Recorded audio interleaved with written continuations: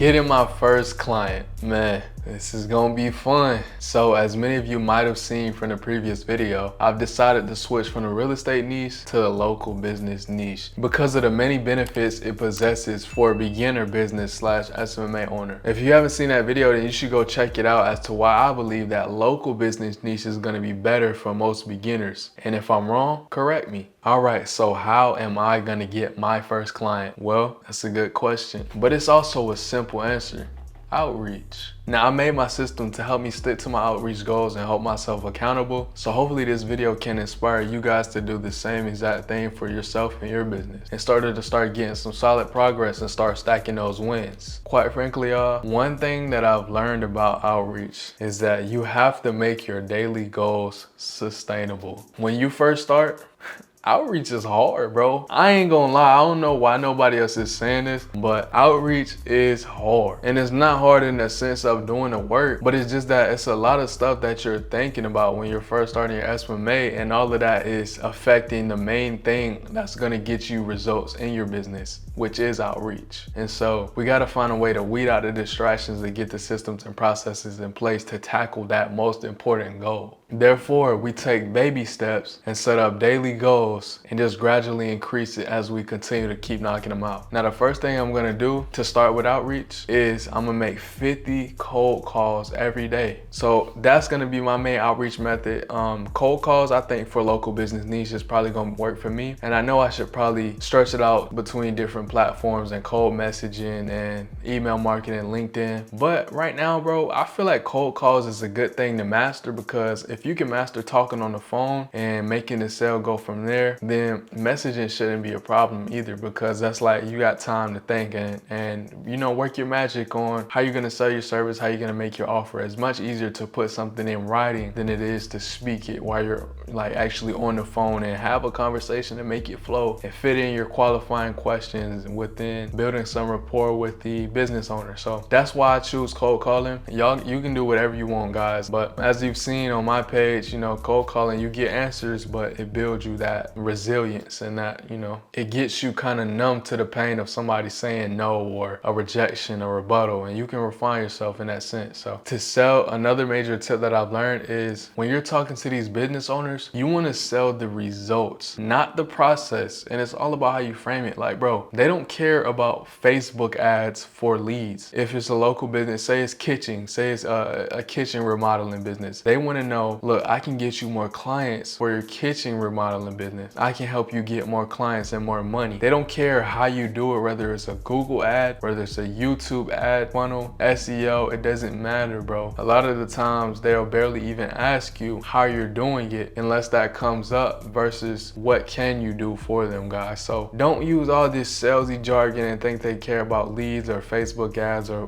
whatnot, you know. Simply sell them on the results that you're gonna get them. That's one of the things they care about the most, more than anything, because nothing else really matters in the end, honestly. Another thing that I've come to the realization of is being different. See, a lot of people at this time want to do Facebook ads for a lot of these businesses. And so Facebook ads are still great, but right now I'm thinking we should be different, right? That's what Agency Navigator taught us. And so one thing that would make you different from the others, I thought to myself, is maybe what if I do Google ads instead of Facebook ads? Because, you know, I don't know how it would affect if so many people, because you always have different areas that you target amongst the whole platform. So it's not like areas are going to get saturated, but it's different. And, you know, other agency owners probably not even going to be calling my local businesses in my area, but nonetheless, right? What if you can figure out how to do one service that's different? And then when I start to transition into the real estates or the e-coms or maybe the chiropractors, plastic surgeons, then I will have that different business and that different service and that different offer sold. And then now I can start selling them on upsells and website funnels from Google to get leads and things of that nature. And so that's why I'm just thinking maybe I'm potentially gonna do Google ads, but I have to research and look more into it. But that's just a thought of mine that I had about being different and standing out from other people, you know, because that's one of the most important things about agencies. Everybody sounds so copycat and so alike. What are you gonna do for me that's different? What are you gonna do that I haven't tried already, or that I've tried but I have, you know, that you can make better for me, you know? So that's what Google ads are gonna do for business owners potentially. But man, one thing off the script, is just like how I'm feeling about the work ahead, bro.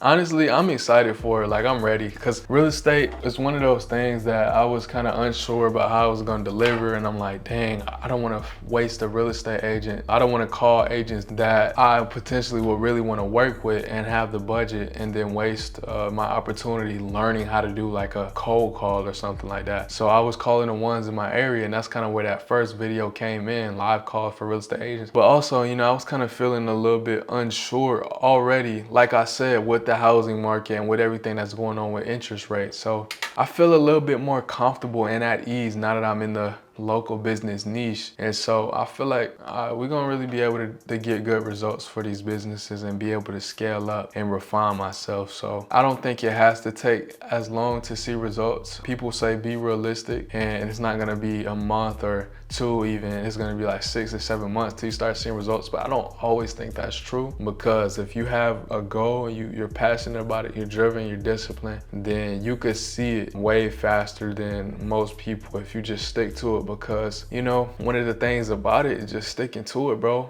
A lot of people fall off. You look around, and a lot of these same owners, these same SMMA owners, they won't be here next month, and it'll be even less in 2 months after that. So just sticking to it, bro. Automatically you'll come out on top in the end, I feel as though. And it's just also one thing to keep in mind, bro. This is just the initial stage. The hardest part about it is that initial outreach and acquiring those first couple of clients, because once you ramp up and you've went through that past that hard stage, you can get your VAs and you can get people to start doing outreach for you and have the business literally run itself, to where maybe all you have to do is stay on sales calls and just close the client. And then from there, communication, weekly calls or anything like that, and check in. Other than that, bro, your first couple of $1,000, your first $20,000, $30,000 is going back into the business to help other people have more jobs as well, but to help you not be able to be involved. So you got location freedom, you got time freedom, and you're working on that money freedom as you buy scale. You're basically buying scale when you're buying and more A players to work inside your business, right? So that's how I see it. And you got to think business minded, guys. You can't come in with a regular mindset or a consumer mindset. Once you're ready to start this, I've learned that you just got to change your whole perspective, your whole view on this thing. So y'all just stick past the hard part. It's just the initial ramp up. Everybody gonna fall off, and it's gonna get way easier for you once you get acquainted. And so also, one last thing I want to say is, bro, shout out to y'all that been leaving comments and, you know, just hitting me up and, you know, giving me some pointers on what's worked for y'all, because that's definitely worked for me, and I'm gonna feed it back to everybody else so y'all can have some insight as well on what's working for other people. Because, you know, we have these gurus, and a lot of times they can be out of touch because they don't run their agency anymore, or they run it for such a long time that they're not as involved. It runs itself, and a lot of us aren't at that point yet. And so, like I said, that's the whole basis of documenting this journey anyways, to see the come up, but also to get real life insight on how it is running an agency and starting up in these days and time. And so shout out to y'all, man. Any pointers y'all give me, like I said, I'm gonna give them back out to the community. Keep it coming, bro. If I win,